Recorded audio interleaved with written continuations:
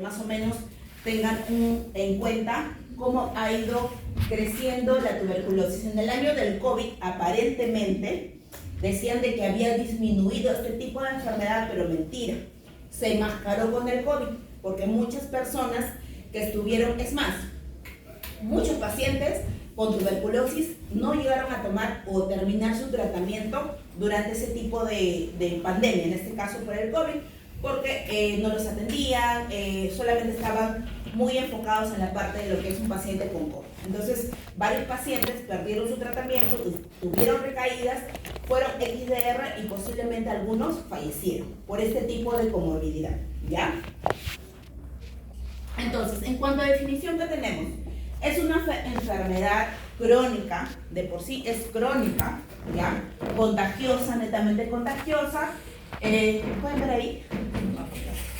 Entonces, crónica va a estar causada ¿por quién? Por un bacilo, ¿ya? Este bacilo, ¿cómo se llama? Mycobacterium tuberculosis o bacilo de Koch, ¿ya? ¿Así? ¿Por qué? ¿Por qué se llama bacilo de Koch?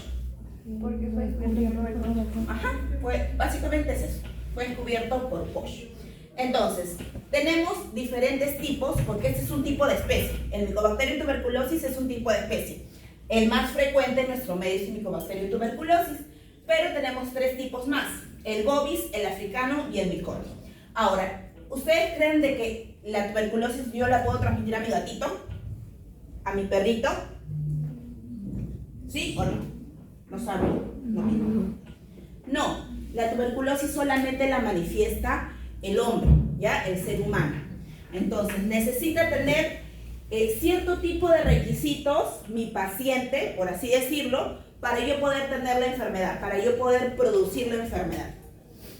Entonces, la transmisión, ¿cómo es la transmisión? Por vía aérea, aerógena usualmente. Entonces, yo le puedo transmitir a mi paciente o a alguna persona hablando con las microgotitas, ¿no? Más o menos estas gotitas van a medir de 1 a 5 micras, ¿ya? Usualmente. Entonces, según el Organismo Mundial de la Salud, yo puedo contagiar, o si una persona está infectada con esta enfermedad, yo puedo contagiar o infectar de 5 a 15 personas en un mismo lugar. Entonces, por eso es muy importante que las áreas estén ventiladas. Ustedes cuando van en el bus, cuando van, de repente están en un lugar, en una fiesta, no sé qué sé yo, donde haya mucha cantidad de personas, es muy importante que haya una corriente de aire para que esto pueda circular y no pueda haber tanto hacinamiento, ¿ya?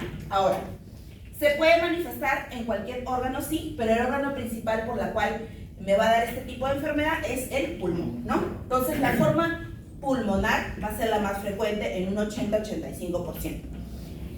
¿Y cómo sería la vía extrapulmonar? ¿Cuál es la vía, cómo se contagiaría una persona? Por vía hematógena. Usualmente, cuando es contagio extrapulmonar o contacto extrapulmonar, ya es hematógena. Después de haber tenido tuberculosis pulmonar, yo podría tener, si no llevo un buen tratamiento, si tengo recaídas, si tengo otras comorbilidades, yo puedo hacer una tuberculosis extrapulmonar. Entonces, habíamos hablado de los síntomas. ¿Cómo era un paciente que iba a diagnosticar con tuberculosis? ¿Cómo es? Sintomático respiratorio, así se llama. Entonces, ¿qué vamos a tener? Fiebre mayor, tos con expectoración más de 15 días usualmente, ¿ya? Va a haber pérdida de peso, va a haber sudores nocturnos, anorexia, el paciente baja el apetito, todo eso, ¿no? Entonces, el diagnóstico va a ser clínico y también va a ser laboratorial, ¿ya? Entonces va a estar confirmado por la presencia de este bacilo. Yo verifico a mi paciente que tiene tuberculosis con una baciloscopía.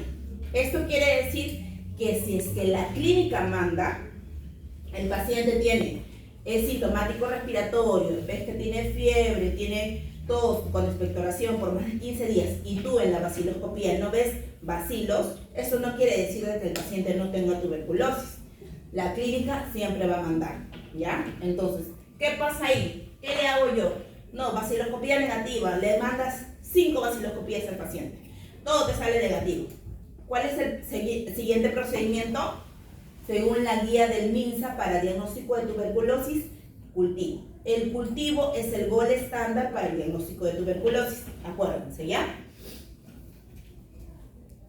Entonces, este Mycobacterium tuberculosis, ¿cómo lo van a poder verificar en un examen de baciloscopía, en este caso? Lo vamos a poder verificar así. Son como bastoncitos, son un bacilos rectos, ligeramente curvos, más o menos así, y se va a pintar de esta manera, medio rositas son, ¿ya? Entonces, estos bacilos son bacilos ácido alcohol resistentes. ¿Qué tinción es la más característica por la cual yo le voy a realizar a mi paciente, o en este caso la baciloscopía? ¿Qué tinción es? ¿Saben? De Ciel-Nielsen, ¿no? De Ciel-Nielsen yo le voy a hacer para poder identificar. Es la única tinción que se realiza para poder identificar este bacilo. No hay otra tinción, ¿ya? La tinción de Gram no lo va a teñir. Si yo le hago una tinción Gram, que es la tinción usual que se realiza para verificar a los gérmenes, para identificar Gram positivo de Gram negativo, esa tinción no le va a hacer nada. No lo vamos a poder verificar, ¿ya? Entonces, es muy importante que la tinción sea de Ciel-Nielsen. ¿Qué más? Cuando yo le pido cultivo, los medios de cultivo que yo voy a poder identificar estos bacilos son dos tipos. Existen dos tipos: medio de cultivo sólido y líquido, por la cual mi bacilo me va a crecer. Entonces, estos medios de cultivo son medios enriquecidos para que este tipo de germen crezca. Tienen nutrientes, tienen glucosa, por la cual hace de que el bacilo crezca. Es algo parecido, hacen como la vez de un huésped, de una persona. Entonces, para que este pueda crecer y yo lo pueda identificar.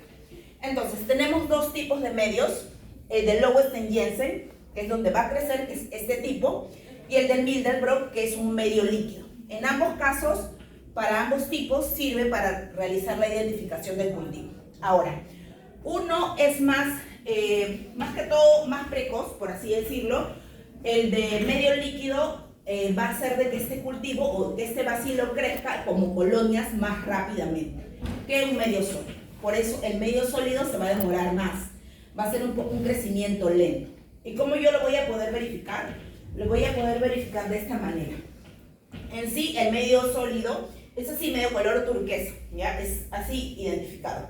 Pero nosotros vamos a poder observar en la superficie que son como colonias rugosas, tipo cremas, de coloración crema, así que se asemejan como una coliflor, ¿no? Una coliflor o una mini coliflor chiquititas que van a ir creciendo. Y de acuerdo al recuento de colonias que yo tenga, yo le voy a poder informar en el resultado, ¿no? Entonces, que más adelante les voy a explicar. Entonces, tenemos el medio líquido, el medio sólido, por las cuales los dos, ambos sirven para verificar o hacer un cultivo, ¿ya? Entonces, ¿qué más necesita? ¿O ustedes qué creen?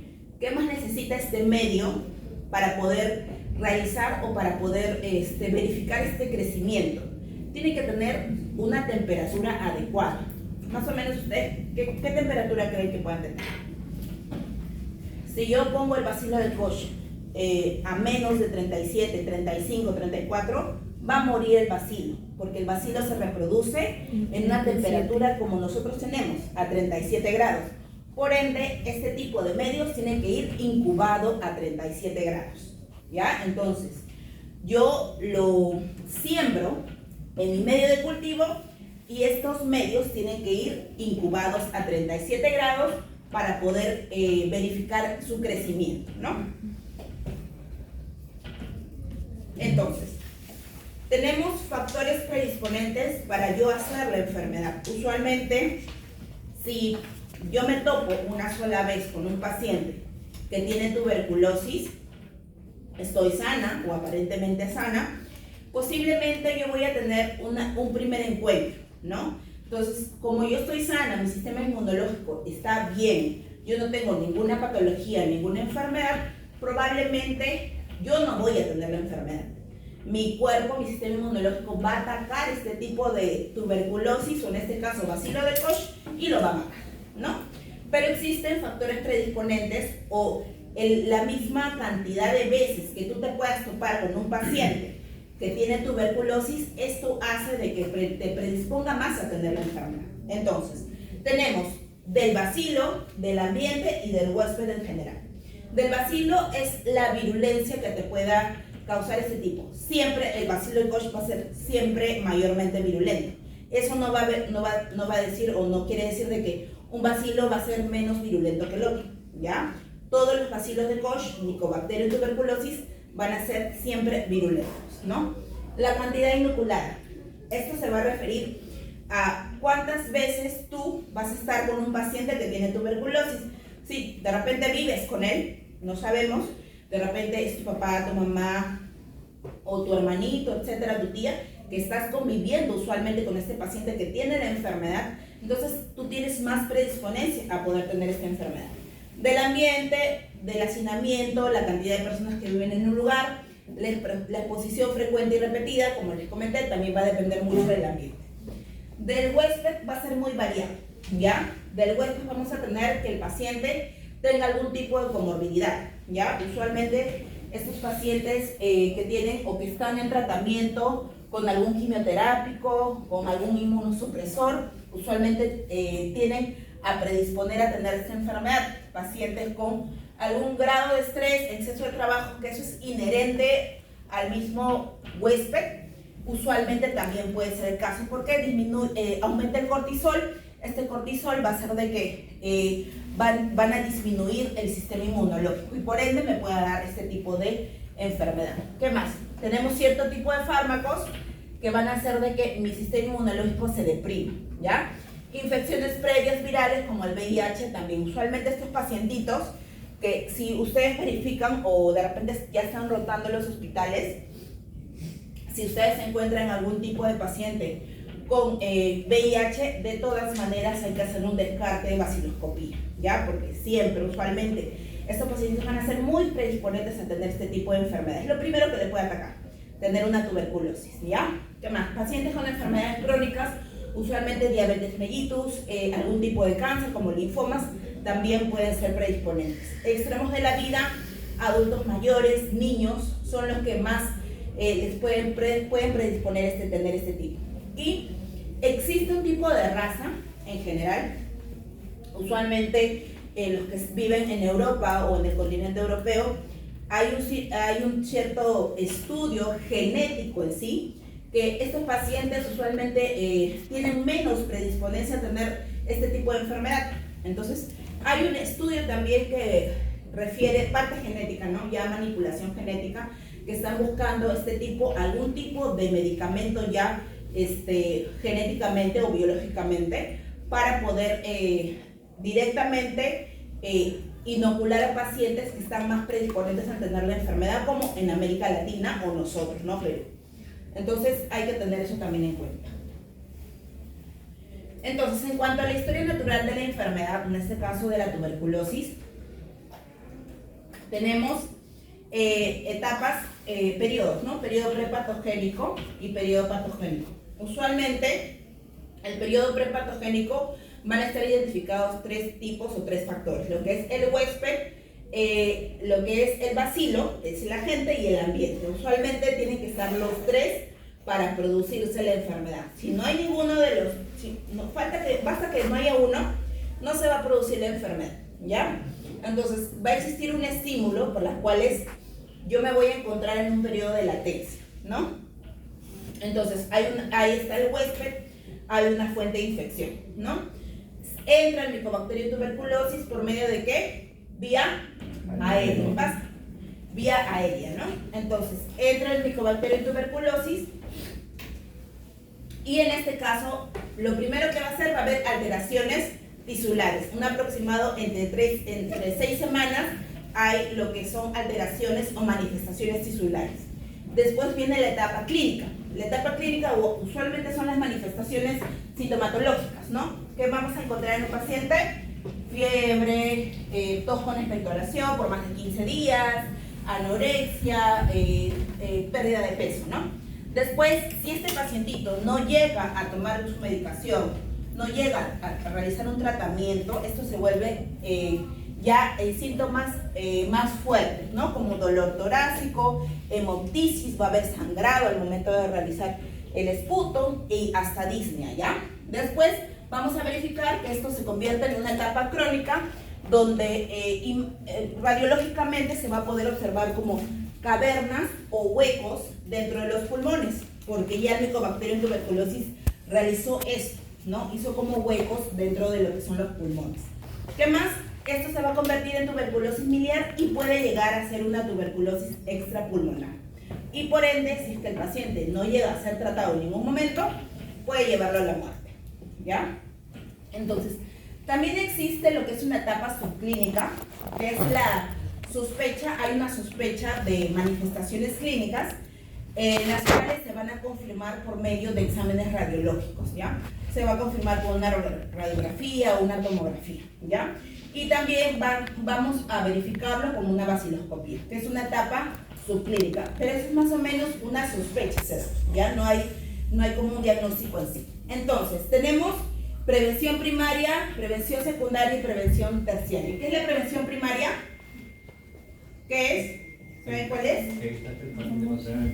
La prevención de que el paciente contraiga dicha enfermedad, ¿no? Ya, ¿y cómo podemos prevenir la tuberculosis? Por medio de campañas de concientización a las personas para que usen mascarillas. ¿Ya? En caso de que haya una tos mayor de 2 semanas, tengo entendido.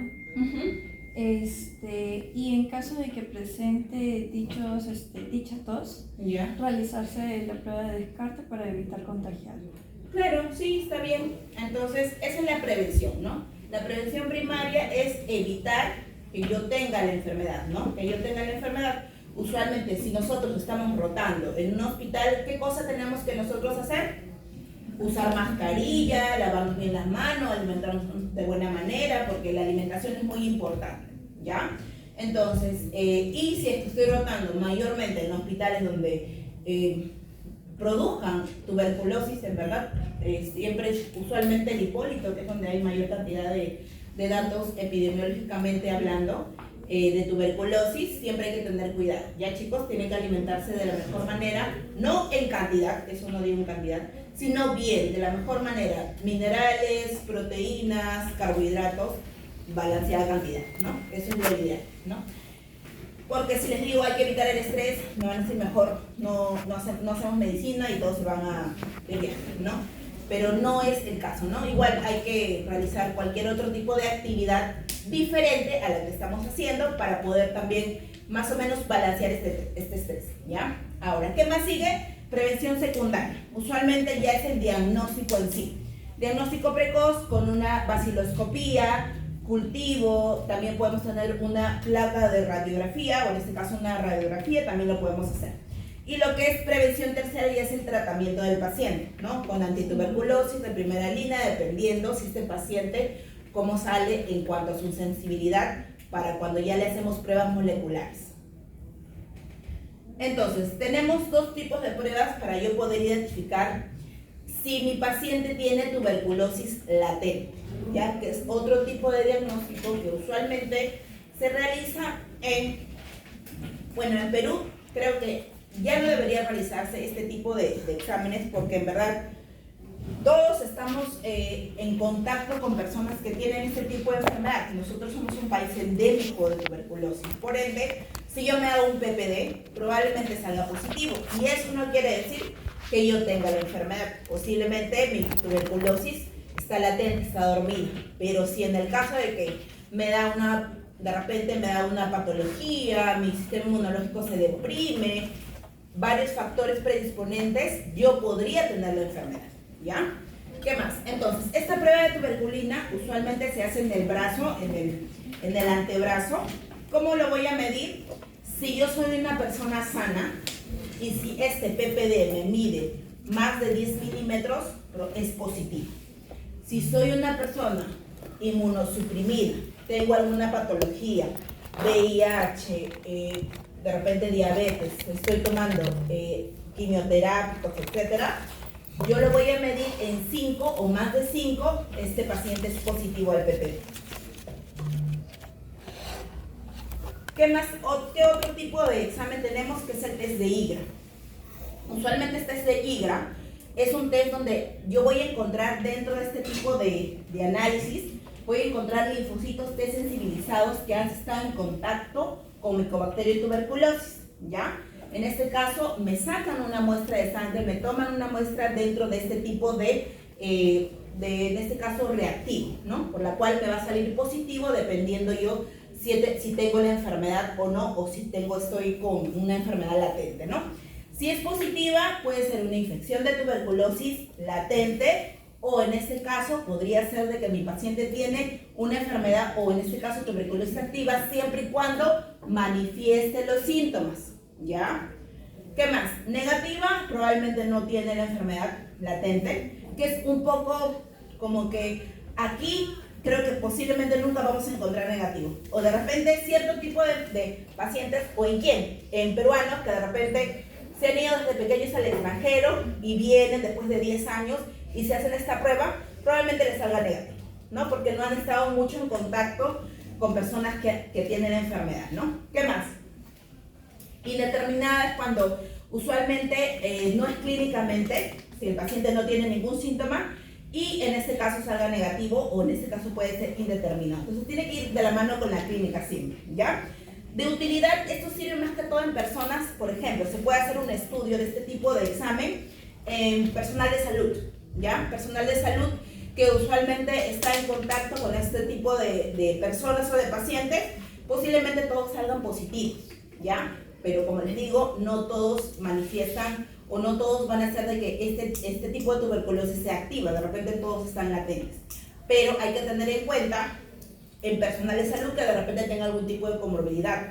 Y si esto sale positivo, posiblemente este paciente puede estar predisponente a luego tener la enfermedad. Pase. Entonces, ¿qué es lo que le pido a un paciente para el diagnóstico de tuberculosis? ¿Qué muestra? ¿Qué muestra?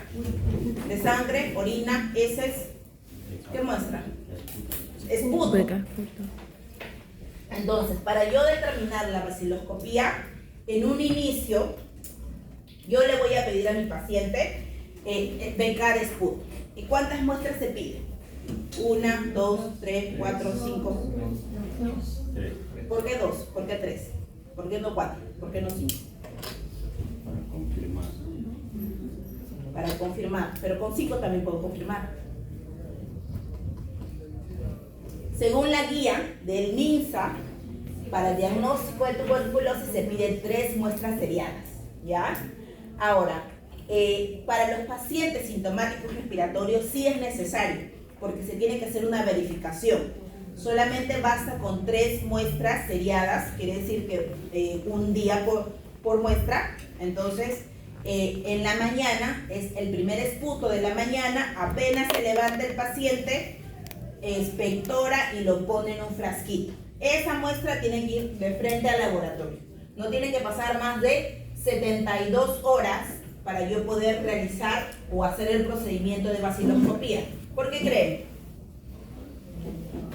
Por la temperatura del ambiente, el bacilo moriría o quedaría inactivado. Claro, porque el ambiente usualmente nosotros estamos, ahorita que está bien frígido, posiblemente estaremos en 20 grados, un poco menos, ¿no? Entonces el bacilo a temperatura ambiente va a morir, ¿no? Entonces, ¿cómo tiene que vivir el bacilo? El bacilo vive calientito, a 37 grados, se reproduce, vive, entonces tiene que tener ese tipo de temperatura. Entonces, yo en 72 grados, a un aproximado, puedo yo verificar que este bacilo esté vivo. Pero lo ideal, en un laboratorio usual, se tiene que realizar el procedimiento apenas llegue la muestra, para yo poder identificar la cantidad exacta que puede tener mi paciente. ¿Por qué? Porque van a ir muriendo.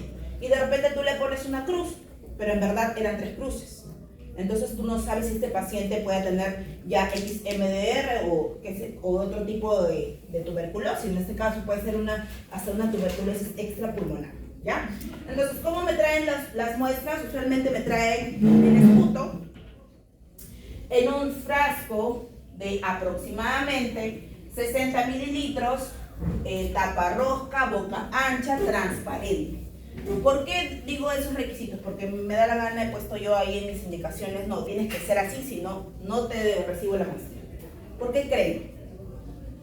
para que sea fácil de obtener la muestra y se pueda verificar el tipo de muestra y la cantidad que nos han traído sin estar expuestos directamente al bacilo. Bien, está bien, es lo que dice su compañera, tal cual. ¿Ya? Entonces, yo necesito observar qué cosa me están trayendo. Porque muchas veces tú le dices, es puto el paciente, y no sabe. El paciente muchas veces, si son de provincia, si de repente son quechohablantes, muchas veces no saben y tú le tienes que explicar a tu paciente. Tienes que ser bueno con tu paciente. No lo tienes que maltratar a tu paciente, tienes que explicarle, ¿sabes qué? Mamita, papito, tienes que traer así la muestra tal cual. Haces el ademán de tú sacarte un esputo, tal cual te va a entender. Porque puede haber un caso en que no le explicas y te trae heces, te trae orina, te trae sangre. Entonces, y en ese procedimiento, tú también estás haciendo, el hecho de que tú le des un frasquito cuesta. Todo eso es una logística. Yo solicito mi frasco, cada frasco cuesta tanto, y tú le tienes que volver a dar otro frasco porque se equivocó el paciente. Y no fue porque se equivocó el paciente, sino porque tú le diste mala indicación. Entonces, todo eso es un gasto, es una logística, tiene que también que ver. Y así sea parte privada o pública, va a ser tu responsabilidad, ¿no? Porque si es mi laboratorio, pero me cuesta a mí, porque le tengo que dar otro frasco. Entonces, si es parte pública, le cuesta al Estado. Pero sin embargo, va a ir disminuyendo la cantidad de tus frasquitos. Entonces, no te va a aguantar para todo un mes que has pedido. Tienes que volver a hacer un requerimiento. Y no es que te compren, ya te compro ahorita. No, se demora un siglo en comprarte. Créeme que es bien difícil. Entonces, ¿qué va a pasar? Tienen que traer este frasquito, este frasco con la muestra bien rotulada. Tiene que ir con el nombre del paciente, historia clínica, DNI si es posible, ¿ya? Porque siempre hay una confusión entre pacientes, de repente el paciente se llama igual que el otro paciente, tiene un apellido similar, entonces tiene que ir rotulado bien, con los dos nombres, si es posible los dos apellidos también, su DNI básicamente. Herméticamente cerrado, ¿por qué? Para evitar lo que es contaminación, ¿ya? Nos protegemos tanto, se protegen entre los pacientes y nos protegemos también nosotros. El personal que admite o recepciona este tipo de muestras también se tiene que proteger. ¿Qué más? Entonces les comenté de que según la guía del MINSA, usualmente son 3 muestras, ¿ya? Pero en ciertos laboratorios admiten 2, usualmente que es lo mínimo que nosotros podíamos solicitar. Por ejemplo, en el laboratorio donde yo trabajo, admitimos 2 muestras para hacer la verificación de este tipo de procedimiento. En este caso también viene con una ficha epidemiológica, que es la ficha de abajo, cuando se pone toda la afiliación del paciente, en este caso, dónde vive, su número de teléfono, nombres, apellidos, etc. Y si es que el paciente es primera vez que se toma la muestra, si ha tenido alguna recaída, si el paciente ha sido anteriormente tratado, todo eso se pone ahí. ¿Quién lo llena? Lo llena el solicitante. En este caso, el médico que pide que se haga la vaciloscopía. Y la parte de abajo, donde ya están los cuadritos acá, lo llena el laboratorio. Nosotros, ¿qué cosa vamos a poner ahí? Vamos a poner si el paciente, cómo ha salido su vaciloscopía, positiva o negativa. Y ponemos ahí las cruces, ¿no? Si salió una cruz, 2 cruces, etcétera. Y se sella el personal responsable que ha hecho el procedimiento, ¿ya? Eso es básicamente. Ahora, también existen muestras por las cuales se realizan por medio de procedimientos especiales, más que todo en pacientes en extremos de la vida como ancianos o niños que usualmente no pueden llegar a expectorar, personas que tienen algún tipo de comorbilidad como lesión central, algún tipo de dispositivo, en este caso una traqueostomía. Es difícil realizar este tipo de, en este caso, procedimiento, ¿no? Entonces, ¿qué se le pide a estos pacientes? Usualmente en niños se hace un lavado gástrico, ¿ya? Un lavado gástrico para poder obtener este tipo de muestra, y con esta muestra se hace la vaciloscopía. ¿Qué más? Lavado broncoalveolar en pacientes que tienen algún dispositivo como traqueostomía, se puede realizar este tipo de procedimiento. Obviamente que estos son procedimientos médicos, necesariamente un médico lo tiene que realizar, no lo puede realizar algún otro tipo de personal de salud, excepto si es que es con la indicación médica, ¿no? ¿Qué más? Y también se puede inducir al esputo. Hay tipos de mucolíticos que nosotros usamos usualmente en niños que no expectoran, para no tener un procedimiento tan invasivo como es el lavado gástrico, damos algunos mucolíticos, en este caso un ejemplo que es el fluimucil, ya que va a hacer que expectore el niño y podamos obtener la muestra. Entonces, la muestra, ¿qué dicen de la muestra? La muestra va a ser muy importante en lo que es el área de laboratorio patología clínica. Esto es según lo que dice la guía del MINSA, ¿ya? Que usualmente la muestra que tienen que traer al laboratorio es de 3 a 5 ml. ¿Y qué pasa? Si no me traen 3 ml, le digo, no señor, tiene que traer 3 ml, muestra rechazada. ¿Ustedes qué piensan? Ay, qué mala la doctora, no le ha recibido la muestra. Va a depender mucho del laboratorio en sí, ¿ya? Nosotros, al menos, nosotros recibimos, basta con un ml de esputo para poder hacer el procedimiento. Pero si requiere una nueva verificación, probablemente ya no la podamos realizar porque es muy poquita la muestra, ¿ya? Si es que es más de 3 a 5 ml, sí se puede hacer vaciloscopía, se puede realizar una verificación, se puede hacer hasta cultivo con esa cantidad, pero con un ml solamente sería una vaciloscopía nada más, ¿ya? Para que lo tengan en cuenta. Entonces, usualmente no se debe rechazar muestras que son salivales o que tengan rasgos de sangre. ¿Por qué? Porque en cierto tipo de pacientes se ha determinado de que en la saliva se ha encontrado una cantidad pequeña, pero de bacilos. Entonces, no se debería rechazar ningún tipo de saliva, porque se dice de que ahí no se va a encontrar bacilos, pero va a depender mucho de la sintomatología del paciente, ¿ya? Rasgos de sangre, pacientes que tienen hemoptisis, en este caso tengan una muestra hemoptoica, se tiene que realizar la verificación, porque posiblemente ahí vamos a encontrar gran cantidad de bacilos. ¿Qué más? Frascos tienen que estar, como les comenté, debidamente cerrados y bien rotulados. ¿Qué más? Como les comenté, sí podríamos conservar este tipo de muestra. Lo que dice la guía, en verdad, la guía dice muchas cosas que en verdad no están bien verificadas. Eso quiero que tengan en cuenta, ¿ya? Porque quizás la guía no está actualizada tampoco del MINSA, pero va a depender mucho de la bioseguridad que tú le quieras dar a tu personal.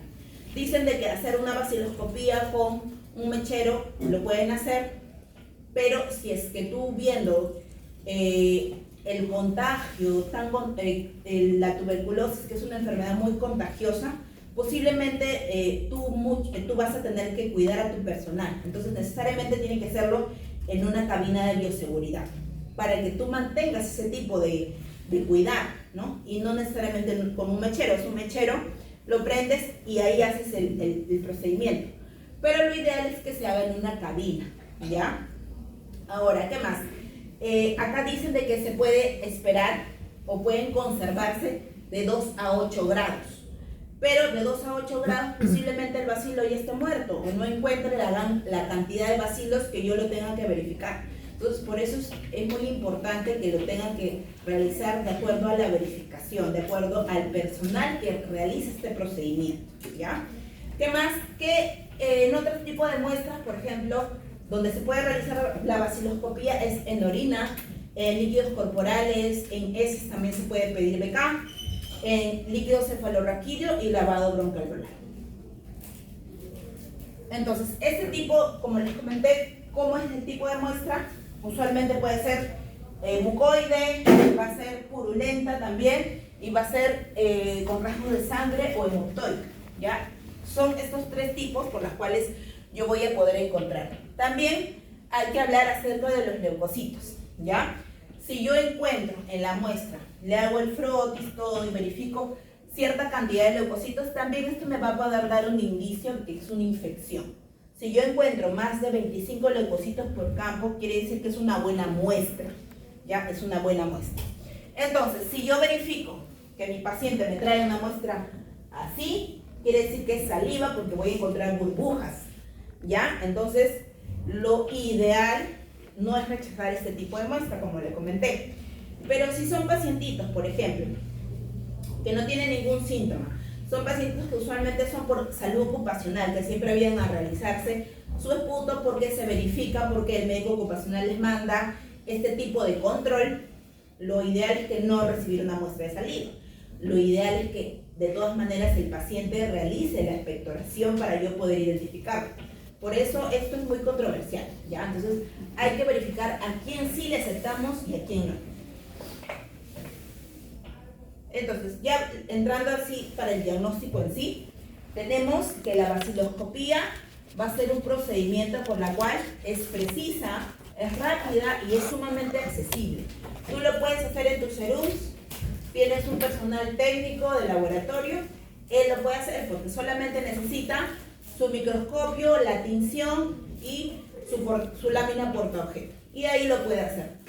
No necesita más, no necesita equipo, no necesita otra persona que lo pueda verificar, no necesita. Lo que sí podría necesitar es una experticia para verificar en el microscopio este tipo de bacilos, porque muchas veces se le suele pasar en este caso al personal que no ha verificado bacilos, ¿no? Bacilos de Koch en este caso.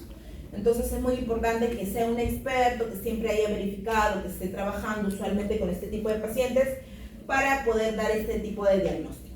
¿Qué más? ¿Dónde y cuándo pedirlo? Seguimiento, control y tratamiento. Eso es básico, ¿ya? Si yo tengo mi paciente, ha tomado su tratamiento de primera línea, antituberculoso, y ya ha terminado el tratamiento, ¿cómo yo le sigo el control? Otra baciloscopía le solicito, ¿ya? ¿En quién no? ¿En qué pacientes tú crees que no me va a realizar, o en este caso no lo voy a poder verificar? ¿Cuál sería una desventaja de una baciloscopía? ¿Cuál creen ustedes?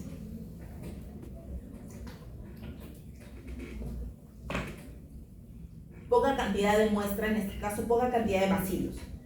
Si yo veo a un paciente que sintomático respiratorio, pero de repente no estoy segura que pueda tener la tuberculosis y le realizo una baciloscopía, puede ser de que por ahí me pase algunos bacilos y no pueda determinarlos, puede ser de que esa sea una desventaja en pacientes que sean paucibacilares, ¿ya? Pacientes paucibacilares, posiblemente la baciloscopía sea una desventaja. Entonces, ¿cómo realizamos el procedimiento? Realizamos por medio de la tinción de Ciel Nielsen, ¿no? Entonces nosotros ponemos una gotita de esputo en un portaobjeto, hacemos el frotis. ¿Qué más le vamos a hacer? Vamos a fijarlo con un poquito de calor, con una llama, y después le vamos a agregar una tinción, en este caso se llama la fucsina. Luego lo vamos a pasar nuevamente por el mechero, luego dejamos enfriar, nuevamente le decoloramos con ácido, en este caso con alcohol ácido que se llama, y después lo coloramos nuevamente, que es con la safranina, ¿no? O azul de metileno, y lo vamos a ver en el microscopio. Entonces, A100X, como dice ahí. ¿Cómo lo vamos a verificar? Vamos a verificarlo como bastoncitos medios curvos de color rosita, ¿ya? Así lo vamos a ver en el microscopio. Entonces, como les comenté, tenemos cierto tipo de ventajas y desventajas para lo que es la baciloscopía. Baciloscopía en general, ventajas: es fácil de hacer el procedimiento, es muchas veces fácil. Es una técnica sencilla, lo podemos hacer en sus serums, en la punta del cerro, ahí es lo básico que podrías tener.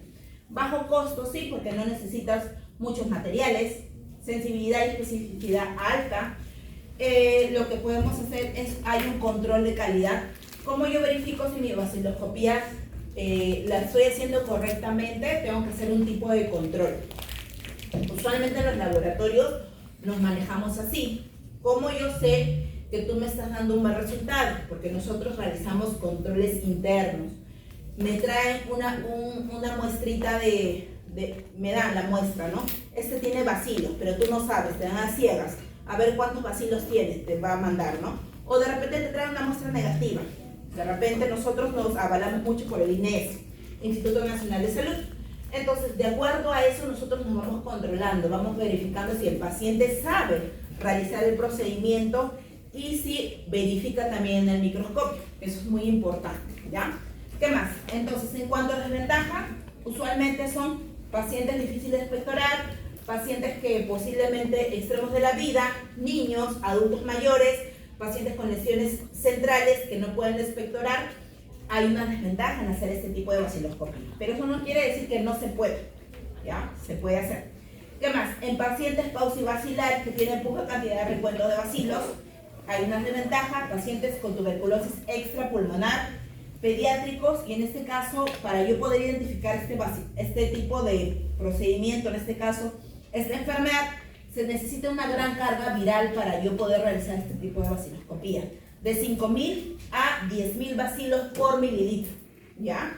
Entonces hay que identificarlo bien, por eso tenemos que tener una bastante carga. Si es pausivacilar, posiblemente no lo voy a poder identificar, ¿ya? Ahorita voy a decirle cómo son los pausivacilares.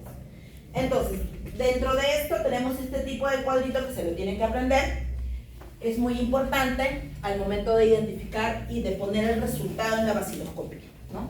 Entonces, no encuentro, le hago todo el proceso de la tinción, ya estoy en el último procedimiento para verificar en el microscopio. ¿Qué cosa voy a hacer? Voy a hacer la lectura, ¿no? Entonces, en la lectura yo no encuentro ningún bacilo, ¿no?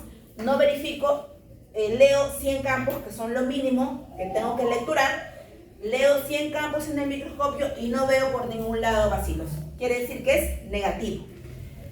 Veo de 1 a 9 bacilos ácido alcohol resistentes. He contado 100 campos. En 100 campos, eso quiere decir que es positivo, pero pausivacilar. Esos son los pausivacilares, ¿no? ¿Qué más? Si yo observo de 10 a 99 bacilos en 100 campos observados, es positivo una cruz. De 1 a 10, pero en 50 son 2 cruces. Y de 10 bar, o en este caso más de 10 bar, pero en 20 campos son 3 cruces. Entonces, ahí tienen que verificar que me va disminuyendo la cantidad de campos observados, ¿ya?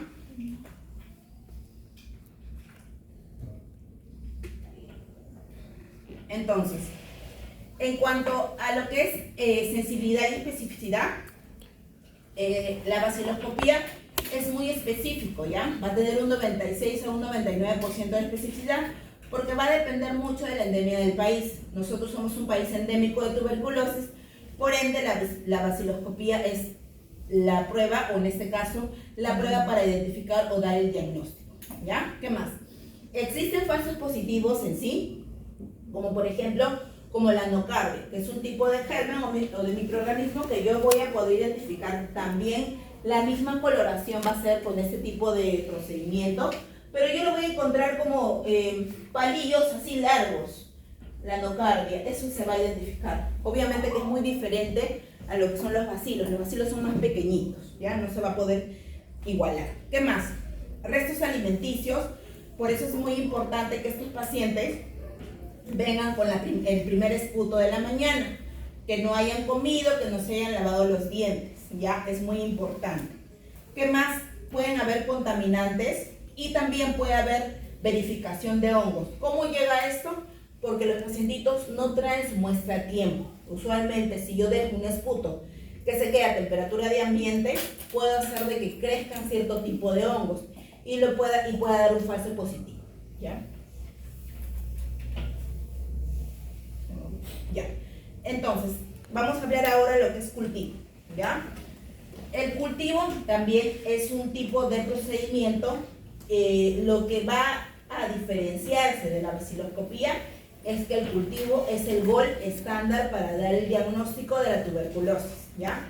Gol estándar, acuérdense, ¿ya? Que es lo primero que se va a poder verificar en un paciente con tuberculosis, ¿no? Es necesario diferenciar, sí, cuando yo solicito un cultivo.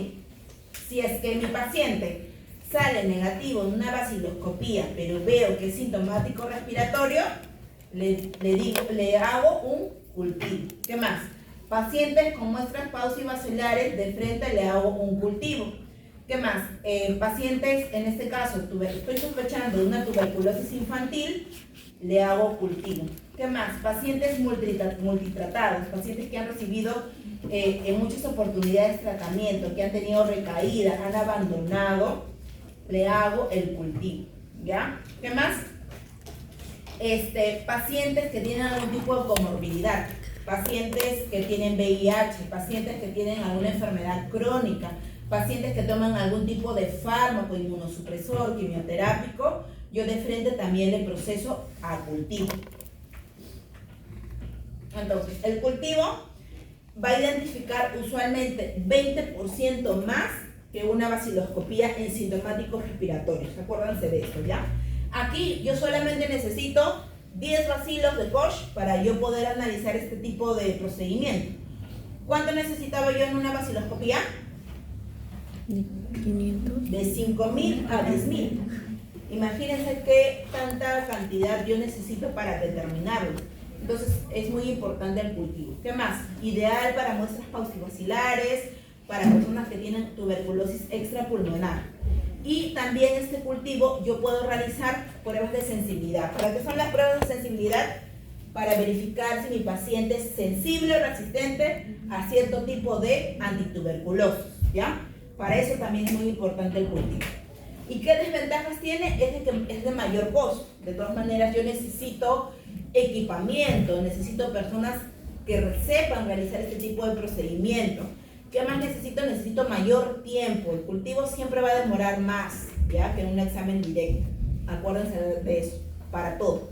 ¿Por qué? Porque tengo que esperar a que mi germen crezca, le tengo que dar todos los, por así decirlo, los requisitos en general para que yo pueda obtener un germen, ¿no? Porque es un poco difícil, algunos son más exigentes que otros. Entonces yo le tengo que dar los nutrientes necesarios, el tiempo necesario, la temperatura adecuada, todo necesario para yo poder realizar o verificar el crecimiento de este tipo de germen. ¿Qué más? Una infraestructura adecuada. ¿Qué quiere decir eso? No en todos los laboratorios yo voy a poder analizar este tipo de cultivo, ¿ya? Usualmente el tipo de bioseguridad que tiene que tener un laboratorio para yo poder hacer un cultivo es de tipo 2 a 3, ¿ya? Es el nivel de bioseguridad. Tiene que tener un lugar bien delimitado, tiene que tener esclusa, no tiene que haber corrientes de aire. Es bien riguroso, por así decirlo, ¿no? ¿En dónde tenemos ese tipo de laboratorios? Tenemos en el Hipólito está el CENEX, ¿ya? Que usualmente ahí realizan los cultivos. ¿Qué más? ¿Dónde tenemos? En el 2 de mayo. En el 2 de mayo también realizan los cultivos. En el INES, obviamente, es donde usualmente los laboratorios pequeñitos que no tenemos este tipo de bioseguridad, mandamos al INES para hacer su identificación, ¿ya? ¿Qué más? Como les comenté, tenemos dos tipos de medios de cultivo para realizar este tipo de verificación. Medios líquidos y medios sólidos. Medios líquidos tenemos el MGIP, así se llama, y el medio sólido, o de Mildelbrock, y el otro es el Lowenstein-Jensen, ¿no? Entonces yo necesito un aproximado de 10 días a más para poder verificar el crecimiento de este tipo de Mycobacterium tuberculosis en una muestra, ¿no? Entonces, ¿dónde yo puedo hacer los cultivos para verificar si mi paciente tiene tuberculosis? Puedo hacer en un líquido cefalorraquídeo, en líquido intestinal, líquido peritoneal, líquido sinovial. ¿En dónde más puedo hacer? En heces, secreciones, en hemocultivos también podría darse el caso, pero no siempre es lo que se verifica, ¿ya? ¿Qué más? Biopsia testicular, también puedo hacer en tejidos, también se puede determinar tuberculosis extrapulmonar en este caso, por medio de cultivo. ¿Y cómo yo informo este tipo de cultivo? Tanto al igual que en una vaciloscopía, también se va a determinar por medio de cruces. Usualmente, si yo no verifico que no hay ningún crecimiento en mi medio de cultivo, hay 0 colonias, entonces quiere decir que es negativo. Si yo veo de 1 a 19 colonias han crecido, cuento 1, 2, hasta 19, yo le pongo el número de colonias. No le pongo una cruz, 3 cruces, el número de colonias. Si ya yo cuento de 20 hasta 100 colonias, una cruz. Más de 100 colonias, 2 cruces, y ya colonias indeterminadas, 3 cruces. Ahora, puede darse el caso de que estos medios de cultivo se contaminen por X cosas, ¿no? De repente no ha sido un buen procedimiento, ha habido ahí una contaminación cruzada, etcétera. Yo lo puedo determinar como contaminado. Y esto quiere decir que nuevamente se tiene que realizar la muestra, ¿ya? Pero también se puede poner en el resultado. Ahora, este es el tipo de caso de medio de cultivo líquido que se realiza por NGIT, que se llama el procedimiento, en las cuales cómo yo voy a manifestarlo, cómo yo voy a realizar este tipo de procedimiento o interpretación en este caso. Si es positivo, yo voy a verificar las colonias. Obviamente voy a tener que realizarle un frotis de Ciel-Nielsen con coloración de Ciel-Nielsen. Voy a tener que ver bacilos ácido alcohol resistentes. ¿Qué más? Si es contaminado, ¿qué quiere decir? Hay un crecimiento menor en 7 días, ¿ya? Si en 7 días me crece, probablemente no sea el Mycobacterium tuberculosis, sea otro tipo de germen en los cuales yo no estoy buscando. Entonces, por ende, el frotis sale negativo, y si el frotis sale negativo con el Ciel-Nielsen, probablemente hay que hacerle una repetición. Y negativo es cuando pasan los 42 días y no hay crecimiento de una colonia. Entonces, ¿qué quiere decir? Que este resultado es negativo. Así yo lo voy a tener que poner en el resultado, no en el informe. ¿Qué otro tipo de procedimiento también se realiza mediante el cultivo? Se realiza lo que es el ensayo de sensibilización a drogas. En este caso yo voy a poder identificar qué tipo de droga es sensible o resistente, más que todo sensible, a cierto tipo de antituberculosos con la muestra, ¿no? Entonces hay que verificar. Usualmente es para determinar resistencia a 2 tipos de fármacos, como la isoniazida y la rifampicina, que básicamente son los antituberculosos de primera línea que se usan, ¿ya? ¿Qué más? Entonces, ¿en quién hago este tipo de procedimiento? En pacientes con tuberculosis pulmonar que no hayan iniciado nunca tratamiento, ¿ya? ¿Qué más? Pacientes BK positivos desde 1 cruz hasta 3 cruces. También se puede realizar en pacientes con una baciloscopía negativa o paxibacilar, y también en pacientes tratados anteriormente que han tenido recaídas o abandonos. ¿Y en quién no se debe realizar este tipo de procedimiento? En personas que hayan fracasado ya con los tratamientos de primera línea, porque usualmente tú quieres realizar un tipo de ensayo en antituberculosis de primera línea. Entonces, si posiblemente ya salen resistentes, ¿para qué hacerlo? ¿No? Es necesario realizarle otro tipo de pruebas moleculares para resistencia de segunda línea, ¿ya? Entonces, en conclusión, factores predisponentes para la tuberculosis, ¿quiénes son? El huésped, ¿no? Los factores predisponentes, vamos a tener lo que son huésped, bacilo y el ambiente. Esos 3 tipos de factores, ¿ya? La tuberculosis latente, ¿cómo lo vaya a determinar? Test de IGRA, test de PPD, tuberculina, etc. Baciloscopía es la forma más común para el diagnóstico de tuberculosis. Mínimo solicitar 2 muestras de sputo. ¿Pero qué dice la guía? 3. Para el estudio de tuberculosis extrapulmonar, la baciloscopía no va a ser útil. ¿Qué le tengo que realizar? Cultivo, ¿ya? Gol estándar, cultivo, ¿ya? Pruebas moleculares que van a ser utilizadas para el diagnóstico nos van a ayudar más que todo para la sensibilidad a los antituberculosis de primera línea, ¿ya? Bueno, esto va a ser validado también por el Organismo Mundial de la Salud, que también se puede determinar en líquidos como el cefalorraquídeo, aspirado gástrico, biopsia de ganglio, pero no así en las de orina, heces y sangre, ¿ya? Eso téngalo en cuenta. Las pruebas moleculares también sirven para hacer un seguimiento del monitoreo del paciente con tuberculosis, y también estas pruebas moleculares, en este caso pruebas de sensibilidad, son utilizadas para drogas de primera línea. Existen otro tipo de procedimientos para los que son de segunda línea, ¿no es cierto? Lo que es agar en plato, así se llama el procedimiento. Entonces, chicos, hasta acá nos hemos quedado en lo que es la teoría. Esto se va a subir al Blackboard, ya, para que ustedes lo puedan determinar. La próxima semana yo voy a subir lo que es el caso clínico. Como les comenté, ya tienen ya las hojitas con los integrantes. Para los que recién han venido. Tienen que ser, son 30 alumnos actualmente. Bueno, si es que no.